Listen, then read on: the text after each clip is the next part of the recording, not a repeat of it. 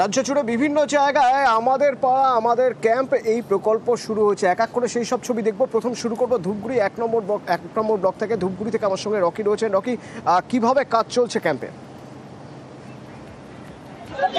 দেখো, সাধারণ মানুষের সুবিধার্থে ধূপগুড়ি পৌরসভার 1 নম্বর ওয়ার্ডের 171, 72 এবং 73 বুথে সাধারণ মানুষের সমস্যা শোনার জন্য আমাদের পাড়া আমাদের সমাধান যে প্রকল্পে মুখ্যমন্ত্রী শুরু করেছেন তার আজ শুভ সূচনা হয়। এবং ধূপগুড়ি পৌরসভার অন্তর্গত যে ধূপগুড়ি সুকান্ত মহাবিদ্যালয়, সেখানে কিন্তু সেই প্রকল্প শুরু হয় এবং উপস্থিত ছিলেন এই এলাকার বিধায়ক, মহকুমা শাসক ও অন্যান্যরা। এই দিন সাধারণ মানুষ সকাল থেকেই কিন্তু ভিড় জমান এবং সাধারণ মানুষ লাইনে দাঁড়িয়ে কিন্তু তাদের এলাকার যে সমস্যাগুলি, পানীয় জলের সমস্যা, লাইটের সমস্যা, রাস্তার সমস্যা, এমনকি অন্যান্য সুযোগ সুবিধা যেগুলো পাচ্ছিলেন না তার জন্য কিন্তু তারা ভিড় জমান। এবং সাধারণ মানুষ যেটা বলেছেন যে তারা আশা করছেন মুখ্যমন্ত্রী যে প্রকল্প শুরু করেছেন তাতে এই সকল সমস্যা তাদের সমাধান হবে এবং তারা কিন্তু যথেষ্ট খুশি।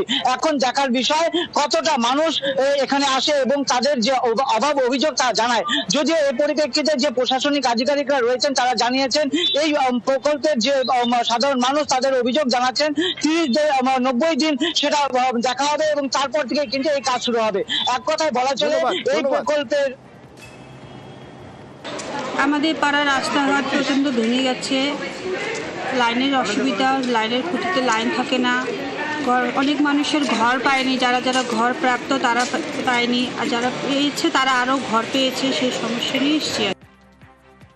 3টে বুথের আর কি প্রায় সবাই এসছেন এখানে, ভালোই সাড়া পড়েছে। দেখি বোঝা যাচ্ছে মানুষ খুব স্বতঃস্ফূর্তভাবে তারা এসছেন, এই যে তারা অংশগ্রহণ করলেন, তারা শুনলেন কীভাবে, এবং কিছুক্ষণ পরেই তাদের মতামত দেবেন, তাদের কী কী সমস্যা আছে সেগুলো তুলে ধরবেন তারা, এবং সে সমাধানটা কী করে করতে হবে তারাই সেই পরামর্শটা দেবেন।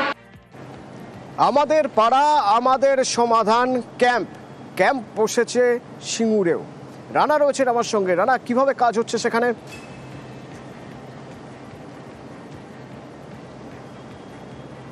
রানা, কিভাবে কাজ হচ্ছে এই ক্যাম্পে? হ্যাঁ দেখো, যেটা হচ্ছে সকাল থেকে কিন্তু যে দুটো বুথে সিঙ্গুর বিধানসভা, সিঙ্গুর 1 নম্বর পঞ্চায়েতের 89 ও 90 নম্বর বুথে কিন্তু পাড়া সমাধান ক্যাম্প শুরু হয়ে গেছে। ইতিমধ্যে BDO Souvik Ghoshal, joint BDO সহ বিভিন্ন তারা রয়েছেন।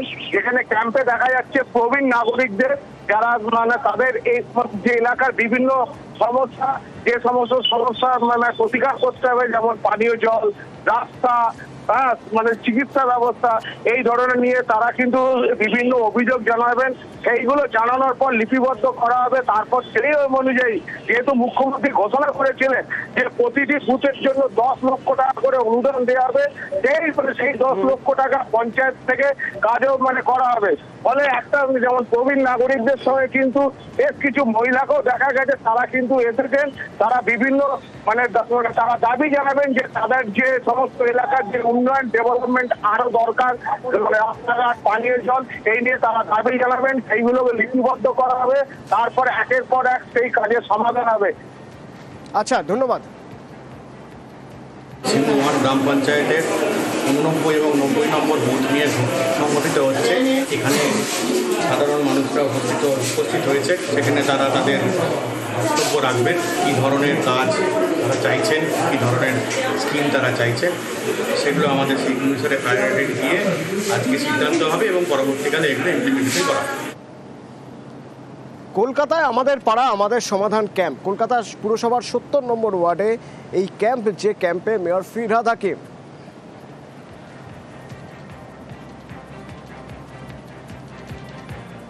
কলকাতা পুরসভার 70 নম্বর ওয়ার্ড, সেখানে আমাদের পাড়া আমাদের সমাধান ক্যাম্প।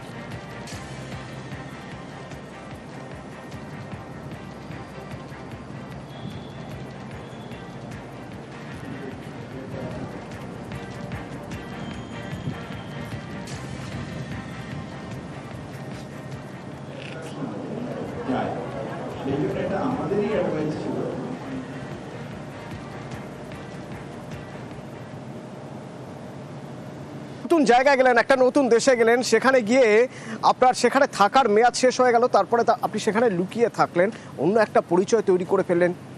কিভাবে সম্ভব হবে যদি সেখানকার মানুষ আপনাকে সাহায্য না করে? বাংলাদেশি ব্লগার বাংলাদেশি মডেল অভিনেত্রী শান্তা পাল 2023-এ এদেশে আসে।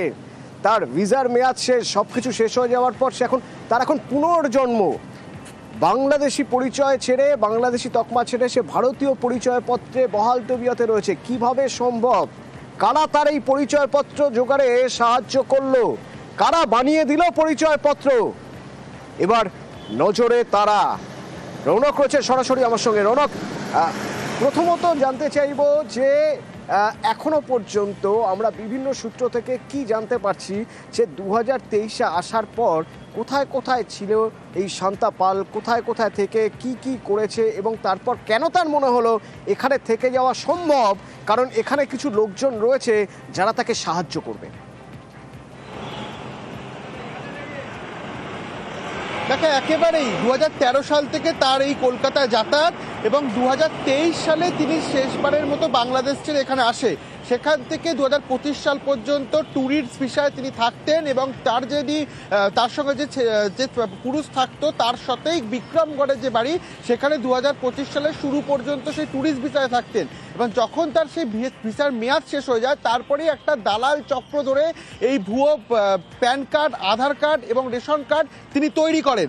অর্থাৎ এখানকার যে নাগরিকত্ব সেটা পুরোপুরিভাবে পাকাপোক্তভাবে পাওয়ার যে ছক, সেই ছক কিন্তু তিনি চলতি বছর থেকেই কষতে শুরু করে। সেই কারণেই দুটি তার কাছ থেকে আধার কার্ড পাওয়া যায়, একটি যেমন বর্ধমানের অ্যাড্রেসে, আরও একটি কিন্তু এই শহর কলকাতার অ্যাড্রেসে তিনি তৈরি করে।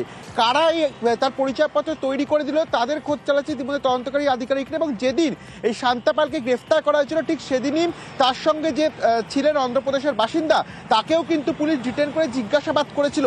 অর্থাৎ তিনি কি আদৌ জানতেন যে এই শান্তা পাল আদতে বাংলাদেশি, বা কেন তার সঙ্গে বিক্রমগড়ে থাকতেন?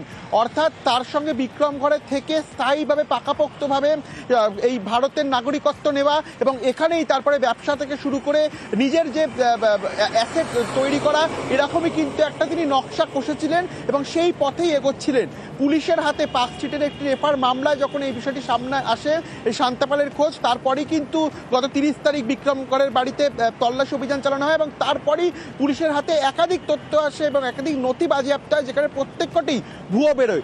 আদতে কোন দালাল চক্রের মাধ্যমে এই ভুয়ো নথি তিনি হাতে পেলেন এবং একটি নয় দুটি আধার কার্ড কি করে পেলেন, যেটা একটা বর্ধমানের অ্যাড্রেসে, একটা কলকাতার অ্যাড্রেসে, এবং 2020 সালে সেই আধার কার্ড ইস্যু করা হয়েছিল। গোটা বিষয়টি কিন্তু গোয়েন্দারা তদন্ত করে দেখছে এবং কারা এই ভুয়ো নথি তাকে বানিয়ে দিয়েছিল সেই বিষয়টিও কিন্তু খতিয়ে দেখা হচ্ছে। এবং এতটাই কনফিডেন্ট, এতটা আত্মবিশ্বাস তৈরি হয়ে গিয়েছিল শান্তা পালের, মনে হয়েছিল পুরনো পরিচয়, বাংলাদেশি পরিচয় পুরোপুরি মুছে ফেলতে পারবে এবং সেই জন্য এখানকার পরিচয়পত্র তো নিয়েই ছিল, এখানকার বাসিন্দা তা বোঝানোর জন্য এখানে নিজে একটা বাড়ি, একটা ফ্ল্যাট নিয়ে নেয় এবং তারপরে এখানে আবার একটা হোটেল খোলার জন্য লোন নেয়।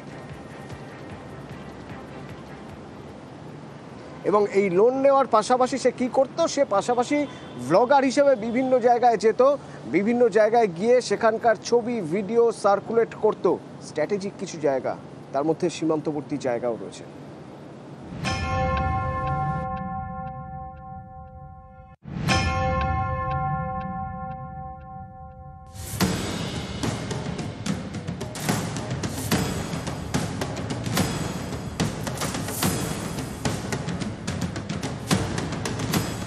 বাংলাদেশি মডেল শান্তা পাল কখনো গিয়েছেন রাজস্থানে ভারত পাকিস্তান সীমান্তে,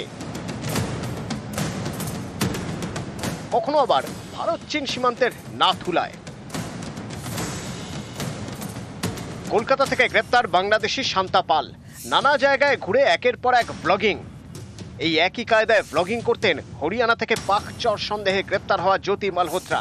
এই শান্তাও জ্যোতির মতোই বিভিন্ন সীমান্ত এলাকায় গিয়ে ব্লগিং করেছেন। তাহলে কি জ্যোতির মতো শান্তাও আসলে চর? খতিয়ে দেখছেন তদন্তকারীরা। বাংলাদেশি শান্তা পাল থাকতেন ভাড়া বাড়িতে বিক্রমগড়ে, ফ্ল্যাট কিনেছিলেন গল্ফ গ্রিনে। বাংলাদেশি শান্তা পালের ট্রাভেল এজেন্সি রয়েছে কলকাতায়, নাম আসান ট্রাভেলস কলকাতা অ্যান্ড ঢাকা। কখনো রাজস্থানে, কখনো নাথুলায় ঘুরতে গিয়ে একের পর এক ট্রাভেল ব্লগিং করেছেন শান্তা। সেই ব্লগিংয়ে নিজের ট্রাভেল এজেন্সির বিজ্ঞাপনও দিতেন। কলকাতাতে একদম চিপ রেটে ঘুরতে, হোটেল সার্ভিস পেতে এবং বেস্ট সার্ভিস পুরো ইন্ডিয়াতে পেতে আপনারা আমার এই ট্রাভেলে যোগাযোগ করতে পারেন বা আমাকে ডাইরেক্ট মেসেজ করতে পারেন। ট্রাভেল এজেন্সির মাধ্যমে কলকাতা, দীঘা, পুরুলিয়া, কাশ্মীর, মানালিতে ঘুরতে নিয়ে যাওয়ার বিজ্ঞাপন করতেন সোশ্যাল মিডিয়ায়। বাংলাদেশের নামে ভারতে ভুয়ো আধার কার্ড, প্যান কার্ড এসব দেখিয়ে রাষ্ট্রায়ত্ত ব্যাংকে লোনের জন্য আবেদন। এই লোনের টাকা দিয়ে কলকাতায় হোটেল তৈরির পরিকল্পনা ছিল শান্তার।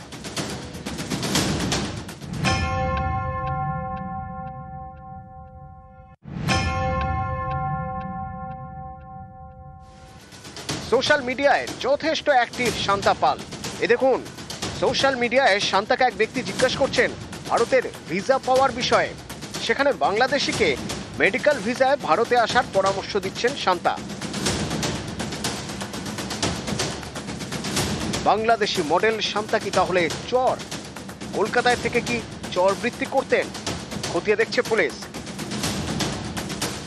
রৌনক দত্ত চৌধুরী, নিউজ 18 বাংলা।